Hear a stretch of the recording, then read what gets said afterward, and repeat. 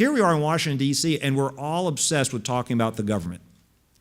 The whole topic this whole week, I mean, when you think about it, has been all about the government and government spending. I think people back home are more worried about what the economy is doing. They're more worried about the economists predict next year will be the 6th year in a row of unemployment above 7.5%. They're more worried about the fact that the economy actually shrank this last quarter. So I think that we have all these distractions. We've become obsessed, and many of you have heard me say this before, we don't need to be, as a Republican Party, the party of zeros, the party of austerity. We need to be the party of growth.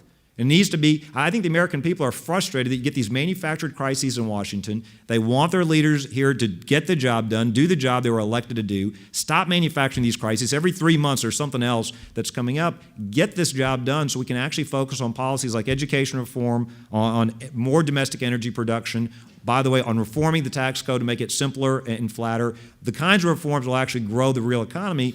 You know, Governor McCrory asked the president, and he had sent a letter with Governor McDonnell and Governor Haley about offshore energy production, and really didn't get much of an answer. You know, my sense was the president basically said, you know, well, we're still trying to figure out where it makes sense to go produce energy, and the governors were saying, here's an opportunity where you can actually produce American jobs, produce American energy, produce revenues for the state and federal government, and you don't have to raise taxes to do it. So I think that the American people are frustrated that this town seems to be obsessed with government and Washington instead of the real economy.